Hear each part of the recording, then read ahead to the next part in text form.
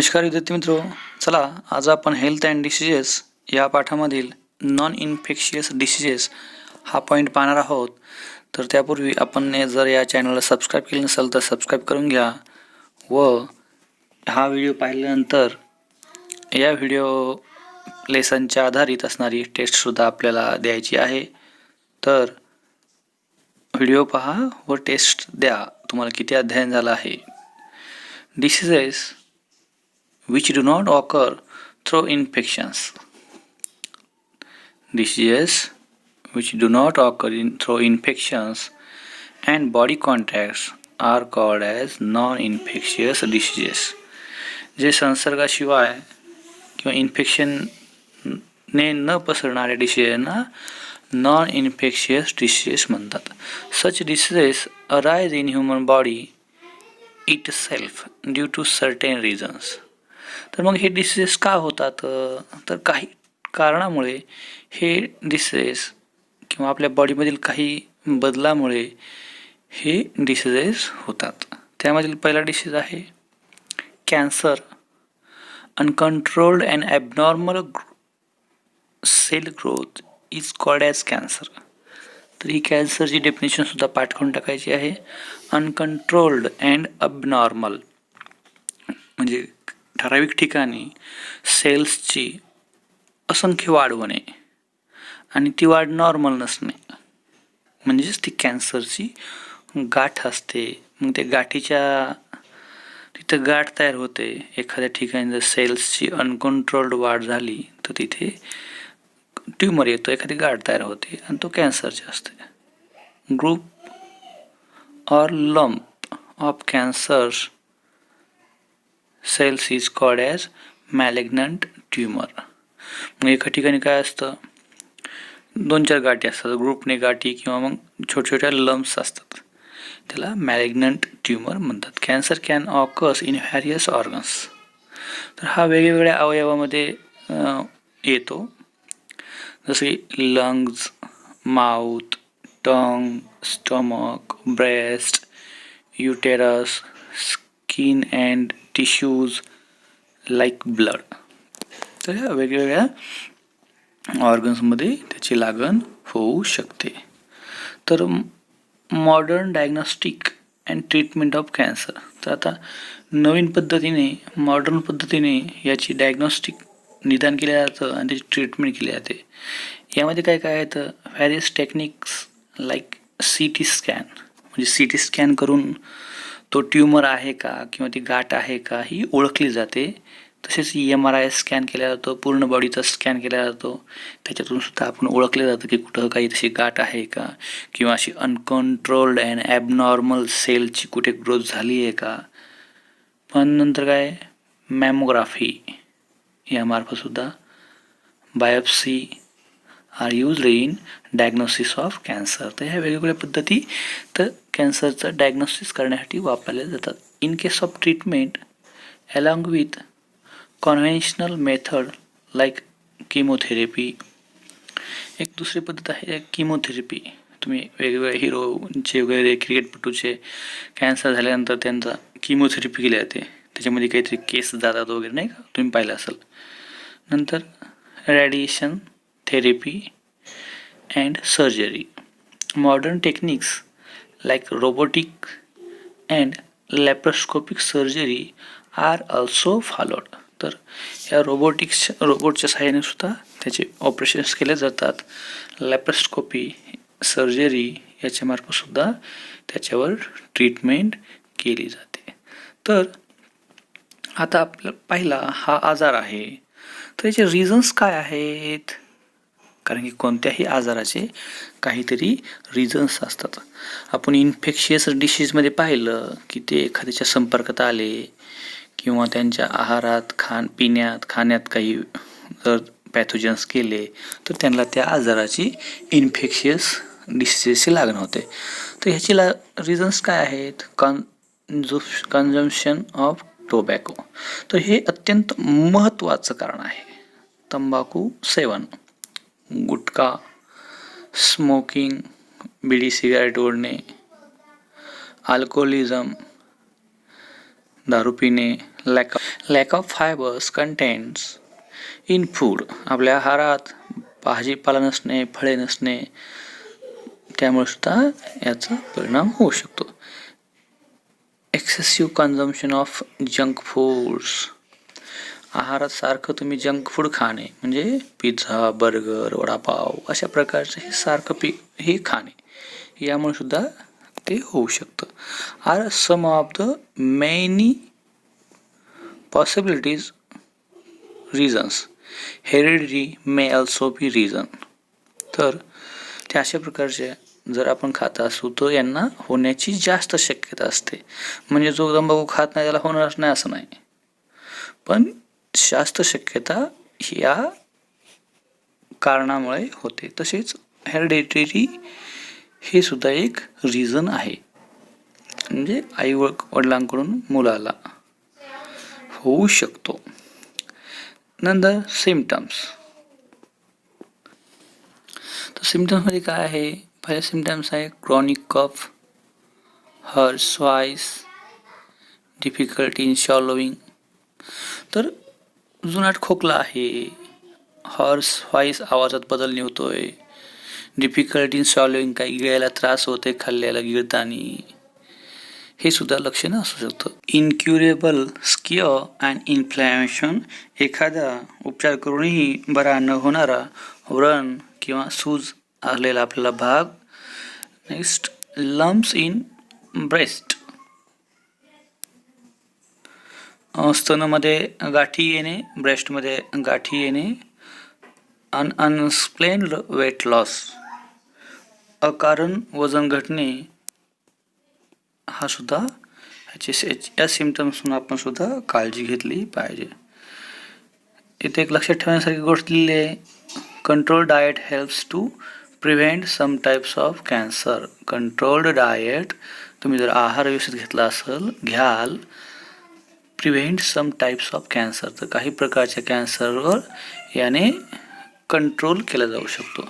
Physical exercise along with modern treatment, तर physical एक्सरसाइजसुद्धा याच्यावर कंट्रोल करू शकते. तसेच modern treatment beneficial to cure the cancer, modern ट्रीटमेंटनी हे कॅन्सरच्या रोगावर नियंत्रण केलं जाऊ शकतो. तर avoid addictions like tobacco, chewing, smoking, तर तंबाखू सेवन व धूम्रपान हे आपण टाळलेच पाहिजे. तसेच तुम्हाला या चित्रात पाहिल्यावर दिसून येईल की काय होऊ शकतं, किती घातक असतो तो आजार. Next disease diabetes. The hormone insulin produced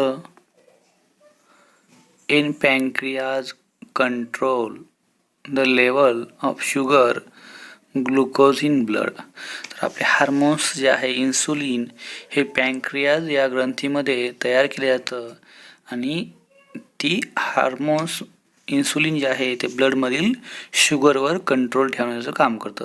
if insulin is secreted in low quantity, जर ते इन्सुलिन जे खूप कमी तयार झालं, glucose level can not be controlled, आणि ती ग्लुकोज लेवल काय होतं, ती कंट्रोलमध्ये राहत नाही.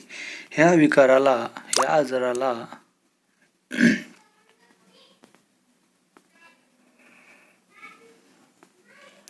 या आजाराला डायबिटीज असे म्हणतात. दिस डिसऑर्डर, हे जे असमतोल राहतो शर्करेचा, ग्लुकोजचा आपल्या ब्लडमध्ये, तर याला डायबिटीज म्हणतात. तर याचे symptoms which can not be ignored. जर आपल्याला अशा प्रकारचे सिम्पटम्स असतील तर त्याकडे दुर्लक्ष करणे जमणार नाही. फ्रिक्वेंटली युरिनेशन, सतत लघवीला जाणे, ॲट नाईट, रात्री सतत लघवीला जाणे, इन्क्रीज्ड ओबेसिटी और वेट लॉस. जर वजन खूप कमी होणे किंवा खूप वाढणे, याच्याकडे आपल्याला लक्ष द्यावं लागेल. तर रिझन्स फॉर डायबिटीज, याचे रिझन्स काय आहेत? त्यातलं पहिलं रिझन आहे हेरिडिटरी, अनुवंशिकता. तुमच्या घरात कोणाला असेल तर तुम्हाला येऊ शकतो. ओबेसिटी, अति लठ्ठपणा, लॅक ऑफ फिजिकल एक्सरसाइज, व्यायाम वगैरे न करणे हे सुद्धा त्याला कारण आहे. मेंटल स्ट्रेस, खूप मानसिक तणाव घेणे किंवा मानसिक तणावात राहणे. तर याचे प्रिव्हेंटिव्ह मेजर्स दिलेले आहेत. फॉलोइंग द प्रॉपर डाएट, तुम्ही व्यवस्थित आहार घ्या. मेडिसिन्स अँड एक्सरसाइज, औषधं घ्या, एक्सरसाइज करा. Under the supervision of doctor, विशिष्ट डॉक्टरच्या सल्ल्याने, डॉक्टरच्या मार्गदर्शनाखाली व्यवस्थित आहार घ्या, मेडिसिन घ्या. Helps to the diabetes under control. तुम्ही याला नाहीच करू शकत नाही, पण तुम्ही योग्य ट्रीटमेंट घेतली तर याला तुम्ही कंट्रोलमध्ये ठेवू शकता. इथे एक मुद्दा दिलेला आहे. India has the largest number of diabetes patient in the world. जगामध्ये आपल्या देशात सगळ्यात जास्त पेशंट आहेत डायबिटीजचे. At present approximately 7 crore diabetes patients are present in the country. जवळपास 7 करोड डायबिटीजचे पेशंट आपल्या देशात आहे. याच्यानंतरचा दुसरा आजार आहे, दुसरा डिसीज आहे हार्ट डिसीज. तर heart disease, efficiency of the heart decreases due to decreased blood supply and thereby oxygen and nutrients supply to the heart. हे काय होतं, हार्टला जो ब्लड सप्लाय होणार असतो, जे न्यूट्रिशन्स सप्लाय होणार असतात, ह्याच्यात जर कमीपणा झालं, ज्याच्यात जर काही अडसर आला तर ह्या डिसीजला हार्ट डिसीज होतो. Due to this heart has to perform more work that leads to stress on it. तर याच्यामुळे काय होतं, हार्टला जास्त काम करावं लागतं, त्याच्यावर ताण पडतो. This may cause heart attack. त्याच्यावर जर जास्त ताण पडला तर त्याला हार्ट अटॅक येऊ शकतो. If someone has heart attack, जर एखाद्याला हार्ट अटॅक आला आहे, immediately consultation of doctor and treatment is necessary. एखाद्याला जर हार्ट अटॅक आला असेल तर त्याला लवकरात लवकर डॉक्टरची ट्रीटमेंट घ्यायची. Always remember each disease has specific scientific reasons. तर प्रत्येक डिसीजला विशिष्ट आणि सायंटिफिक रिझन्स असतात. Diseases do not occur due to divine curse or hating by anyone. तर हे डिसीजेस जे असतात हे काही म्हणल्यामुळे किंवा दैवी कारणामुळे लागण होत नसते. Disease can be क्युअर्ड by proper medical treatment. तर डिसीजेस एक विशिष्ट मेडिकल ट्रीटमेंट घेतल्यानंतरच दुरुस्त होत असतात. नॉट बाय चॅटिंग मंत्रास और परफॉर्मिंग मॅजिक ट्रिक्स. हे काही कोणत्या जादूटोण्यानं किंवा मंत्राने ते दुरुस्त होत नसतात. One should not ignore these symptoms. तर आपण या सिम्टम्सला नकारू शकत नाहीत. कोणते? Severe chest pains in shoulder, छातीमध्ये दुखणे, शोल्डरला दुखणे, नेक अँड आर्म्स, मान आणि हाताला दुखणे, क्रॅम्प्स इन हँड, अनइझनेस, ट्रेमोर. तर हे हात आखडणे, घाम येणे, अस्वस्थता जाणवणे, हे अशा प्रकारचे जर रिझन्स असतील तर याकडे दुर्लक्ष करून जमणार नाही. Reasons of heart attack: smoking, alcoholism, diabetes, hypertension, obesity, lack of physical exercise, heredity, mental stress, angry and anxiety. तर धूम्रपान करणे, मद्यपान, तसेच मधुमेह असणे, डायबिटीज असणे, रक्तदाब असणे, अतिलठ्ठपणा असणे, तसेच शारीरिक श्रम न करणे, एक्सरसाइज न करणे, सतत बैठे काम करणे, तसेच अनुवंशिकता सुद्धा याचं कारण आहे. तसेच रागीटपणा किंवा सारखं चिंता, टेन्शन घेणे हे त्याचे कारण असू शकतात. तर इथे हार्ट डिसीज वर केले जाणारे उपचार इथं दिलेले आहेत. Angioplasty, bypass surgery, open heart surgery, heart transplant, installation of stents, installation of pacemaker. हे हार्टच्या कार्यामध्ये जर काही अडथळा आला किंवा हार्ट डिसीज ज्याला असेल त्याच्यावर या वेगवेगळ्या ट्रीटमेंट केल्या जातात. Always remember one thing is the first aid for heart disease. First call 108 for ambulance.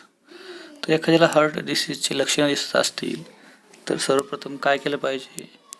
108 या नंबरवर फोन करून ॲम्ब्युलन्सला बोलवलं पाहिजे.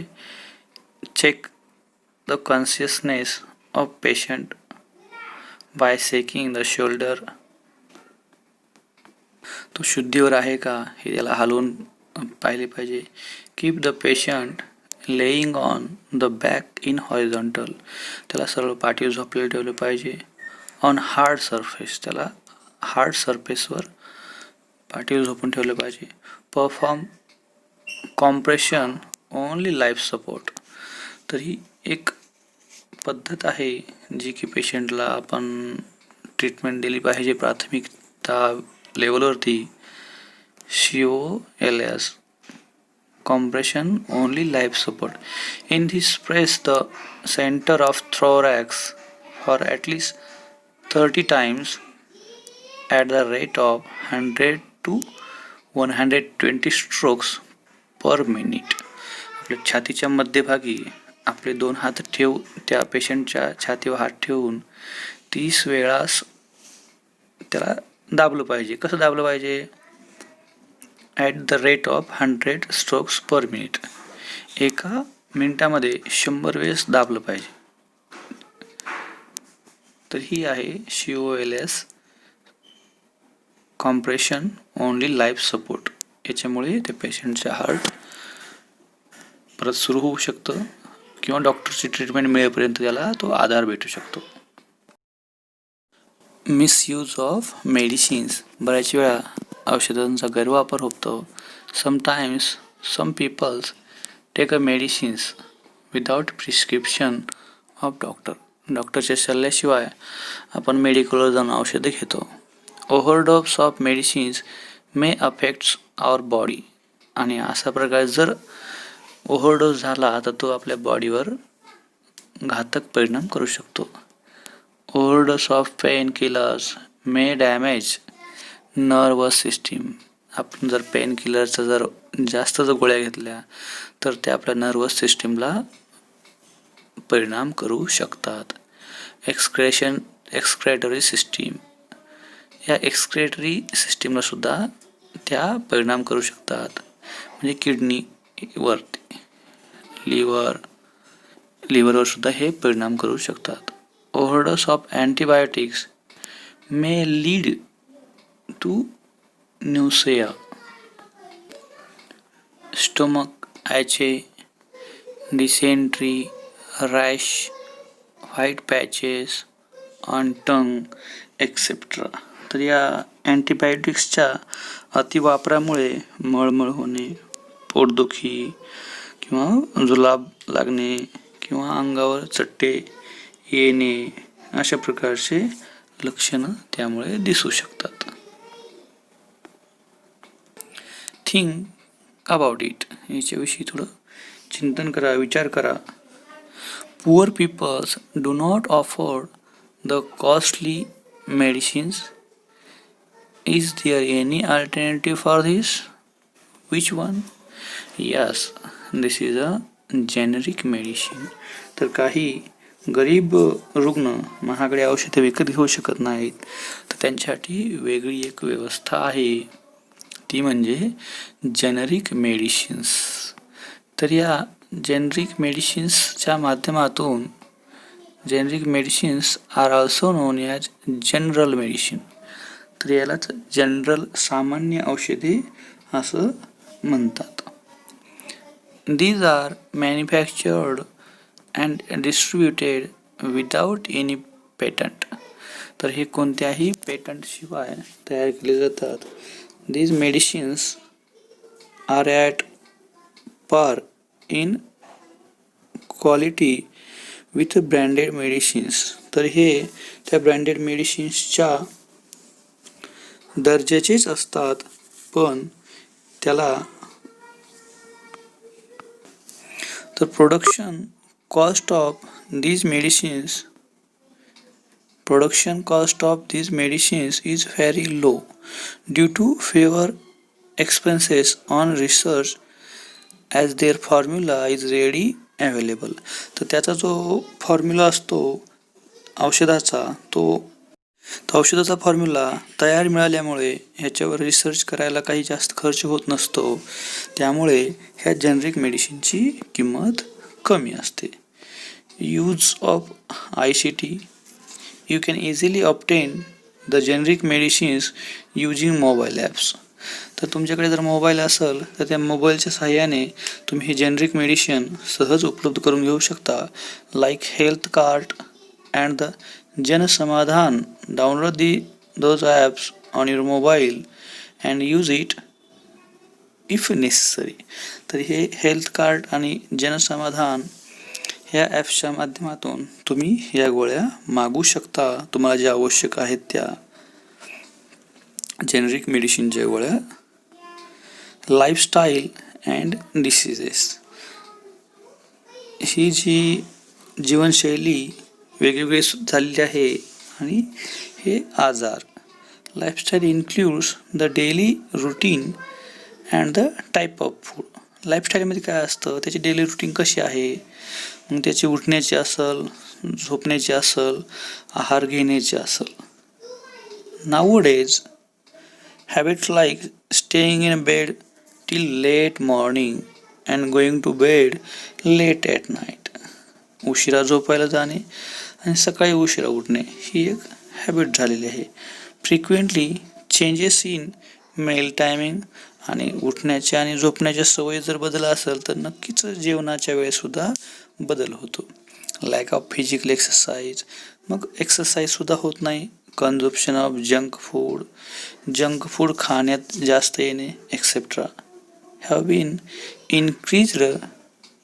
Due to this such peoples are getting sick frequently. तर अशा प्रकारचे हे वाढल्यामुळे, अशा पद्धती जीवनशैली वाढल्यामुळे या लोकांचा आजारी पडण्याचे प्रमाण वाढतं, वारंवार होतं, आजारी पडतात. If frequency of becoming sick is to be lowered, people should follow right lifestyle. तुम्हाला जर हे आजारपण पडण्याचं जर वारंवार कमी करायचे असेल तर आपण योग्य जीवनशैलीचा अंगीकार करणे अत्यावश्यक आहे. It must include sufficient sleep, right food, yogasana, pranayam and physical exercise. Physical exercise should also be as per one's own capacity. तर योग्य आहार घेणे, ते आहाराव्यतिरिक्त योगासने, प्राणायाम, व्यायाम करणे आवश्यक आहे. तसेच व्यायाम हा आपल्याला झेपेल असाच करणे. प्राणायाम आणि योगासना should be performed under the expert supervision. See the videos of pranayama and yogasanas. तर आपण हे सुद्धा चांगल्या मार्गदर्शनाखालीच योगासन आणि प्राणायाम केले पाहिजे, त्याचे तुम्ही व्हिडिओ पाहू शकता. Next point is that vaccination. Vaccination is important to prevent the infectious diseases. Collect the vaccination schedule chart from nearby clinic and study it. तर वेळोवेळी वॅक्सिनेशन घेतले पाहिजे. तर त्याचे वॅक्सिनेशन शेड्यूल चेक चार्ट पाहून तुम्ही त्याचा अभ्यास केला पाहिजे. डू यू नो, तुम्हाला माहीत आहे का, गव्हर्नमेंट ऑफ इंडिया डिक्लेअर्ड प्रधानमंत्री जन आयुष्टी योजना on 1st July 2015. In this scheme, best quality medicines are made available in affordable prices to the citizens. Jan Aushadhi stores are launched for this purpose. पंतप्रधान जनऔषधी योजना ही 1 जुलै 2015ला भारत सरकारने जाहीर केली आहे. तर त्या अंतर्गत उत्तम दर्जाची औषधे कमीत कमी किमतीत जनतेला उपलब्ध करून देण्यात आलेले आहेत. त्यासाठी जनऔषधी स्टोअर हे सुरू केलेले आहे. Indian companies export the general medicines on large scale. आपल्या जे भारतीय कंपन्या आहेत ह्या जेनरिक मेडिसिन खूप मोठ्या प्रमाणात बाहेरच्या देशात पाठवतात. However those medicines are also sold under brand name with high price in India. तर त्याच कंटेन असणाऱ्या दुसरे मेडिसिन ब्रँडच्या नावाखाली खूप मोठ्या किमतीला विकले जातात. In America 80% medicines used are generic. तर अमेरिकेत 80% हे मेडिसिन हे जेनरिक मेडिसिन वापरले जातं. Due to this hundreds of billions of money is saved there. तर या पद्धतीमुळे तिथे शेकडो अब्ज रुपये वाचवले जातात. तर अशा प्रकारे आपण सुद्धा या जेनरिक मेडिसिनचा उपयोग घेतला पाहिजे. आपल्या जवळपास जर जेनरिक मेडिकल असेल तर आपण त्याच औषधांचा वापर केला पाहिजे. Let's celebrate health awareness day. तर हेल्थ अवेअरनेस डे काही डिक्लेअर केलेले आहेत. तर 7 एप्रिल वर्ल्ड हेल्थ डे म्हणून साजरा केला जातो. 29 सप्टेंबर वर्ल्ड हार्ट डे म्हणून साजरा केला जातो. 14 June World Blood Donation Day म्हणून सेलिब्रेट केला जातो. 14 नोव्हेंबर वर्ल्ड डायबिटीज डे म्हणून सेलिब्रेट केला जातो. Understand the importance. Last point is that blood donation. रक्तदानाचे महत्त्व समजून घेऊया आपण. 1 unit blood donated by a person can fulfil the need of 3 person at a time. जर तुम्ही युनिटचं ब्लड डोनेशन दिलेलं असेल तर ते 3 माणसांची गरज पूर्ण करू शकते. जसं की example RBCs, WBCs and platelets. जसं की तांबड्या पेशी, पांढऱ्या पेशी आणि रक्तबिंबिका. 1 can save the life of 12 persons by donating the blood for 4 times a year. एक व्यक्ती एका वर्षातून 12 जणांचे प्राण वाचवू शकतो 4 वेळेस रक्तदान करून. अशा प्रकारे आपण हा पाठ इथे संपलेला आहे. आपल्याला काही याच्यामध्ये अडचण असेल तर मला कॉमेंट बॉक्समधून टाईप करून मेसेज करू शकता.